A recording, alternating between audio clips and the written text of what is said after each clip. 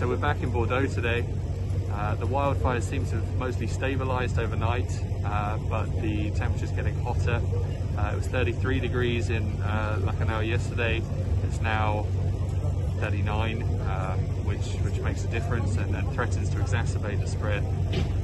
The understanding is that it's going to come down in the next few days, which is a boon for the firefighting forces on the ground. You can now taste the smoke in Bordeaux, which when I arrived you could only really taste it in the west at the airport, in the air. Now I notice a lot more people are wearing masks, people are coughing, people a bit more cautious. It's about 10 miles still from the city. It's also said to be threatening as a military installment, a kind of an air base, which also, according to Le Monde, has a building dedicated to producing explosives slightly further to the west. Reportedly, precautions have been taken to avoid this military installment in the middle of a load of land from getting in the path of the fire. The other side is the impact on refugees. You know, thousands of people have been forced from their homes. Some of them, especially in Le Porge, have just had their homes flattened. But other people have been told, or were told last week, that they just had to move, that there was smoke closing in, or the fires weren't so far away, and that it was safer for them to come to a refugee centre in the city, which we visited this morning. And people were describing, you know, being woken up in the middle of the night to either text alerts or a knock on the door from local police saying, "You've got to go, you've got 2 minutes to pack a bag," and they turned up on Friday into Saturday with just a bag of 2 t-shirts, a laptop and some schoolwork, and they've been reliant on either the groups the organisers set up by the local government, or through volunteers who have, out of their own goodwill, either offered people places to stay or sent in food and water and medicine and nappies and all of the essentials. I think that was something that was quite striking about it, was that, you know, you see people in wheelchairs, you see elderly people, you see medicine, and you realise this isn't the same for everyone.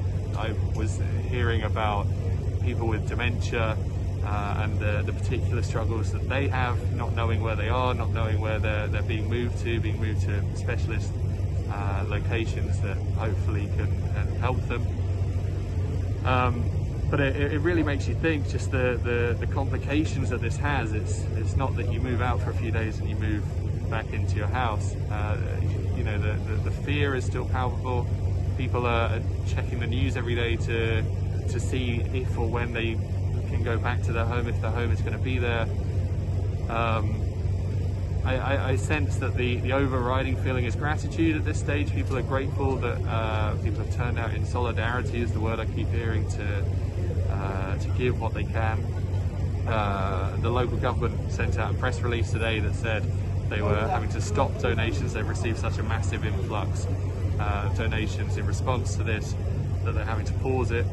And then on the other side, some people are starting to question, why is there so much reliance on volunteers? You know, could the national government have done more? Were there more precautions that could have been taken? You know, France has an aging fleet of Canadair water bombers that carry water and drop it from above. There's 12. Had money not been diverted elsewhere, could they have invested or preempted this earlier? The region was affected by wildfires in 2022 as well, not quite as intense as this, but as the climate gets hotter and this threat becomes more palpable and more routine, there are questions that the government will face after.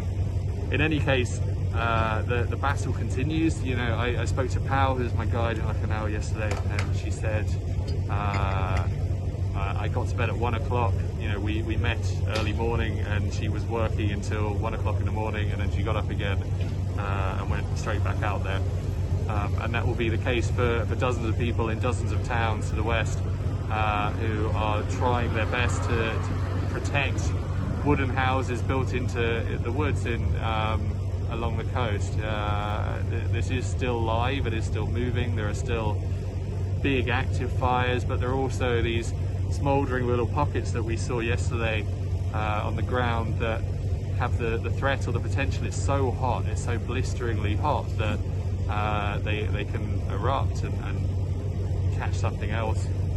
So there's a coordinated effort, there's gratitude, there's solidarity, but there's a recognition that this is still live and active, and people have to keep going for as long as it takes.